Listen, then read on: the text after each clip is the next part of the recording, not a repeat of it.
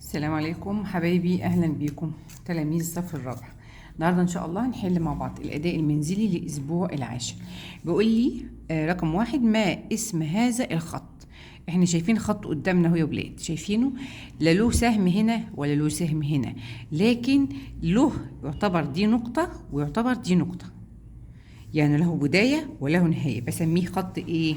اسمه قطعة مستقيمة. طيب، ما اسم هذا الخط؟ له سهم من ناحية واحدة وله نقطة بداية، يبقى اسمه شعاع. دي اسمها نقطة بداية، وده كده اسمه ملوش نهاية. خلاص.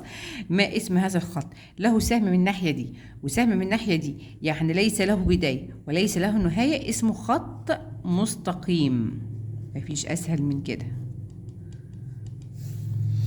تمام كده.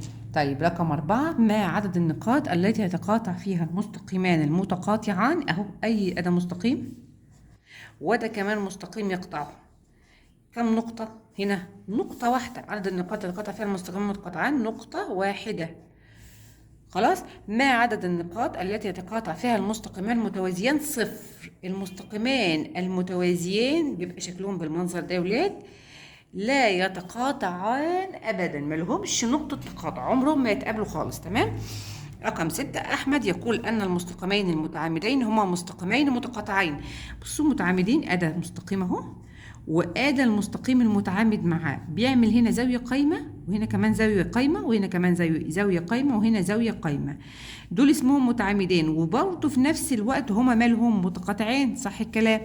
ومحمود يقول أن المستقيمين المتعامدين اللي هم دول هم مستقيمين غير متقاطعين. طبعا ده كلام خطأ، هم متعامدين ومتقاطعين. من هما على صواب؟ أحمد. طبعا أحمد على صواب، وعرفنا ليه.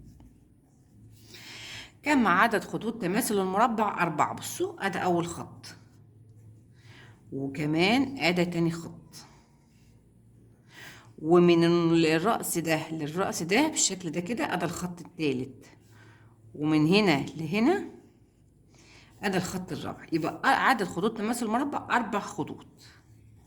يعني ايه خط تماثل؟ الخط الذي يقطع الشكل او يقسم الشكل لنصفين متماثلين، يعني شبه بعض بالظبط. تمام. لو حطيناهم على بعض كانهم شكل واحد. طب بالنسبه للشكل اللي قدامي ده، انا لو حطيت الشكل ده، لو قسمته ازاي يديني شكل واحد؟ اول حاجه لو قسمته بالطول كده وطبقتهم على بعض هيديني شكل واحد، هيبقوا متماثلين. ونفس الكلام لو قطعته كده برضو لو طبقناهم على بعض هيديني شكل واحد. يبقى عدد خطوطه هنا كام؟ خطوط التماثل عندي هنا كام؟ 2 بالنسبة للشكل ده.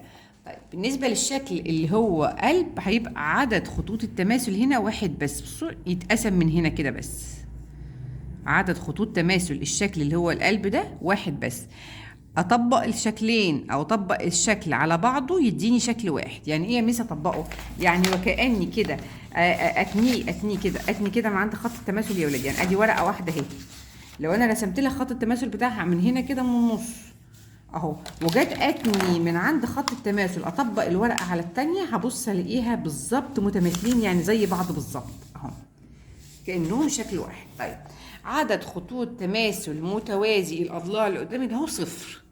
متوازي الاضلاع اللي قدامي ده هو ليس له خطوط تماثل، ليس له خطوط تماثل. يعني انا لو جبت من هنا لهنا مش هيبقى خط تماثل، لو من هنا لهنا مش هيبقى خط تماثل. تمام. ده مين الشكل الذي ليس له خط تماثل؟ هو متوازي الاضلاع. كان اداء سهل وسريع ان شاء الله. يا رب تكونوا استفدتوا من الفيديو. انتظروني ان شاء الله، هنكمل ونحل مع بعض التقييم الاسبوع العاشر في الفيديو القادم. شكرا لكم والسلام عليكم ورحمه الله.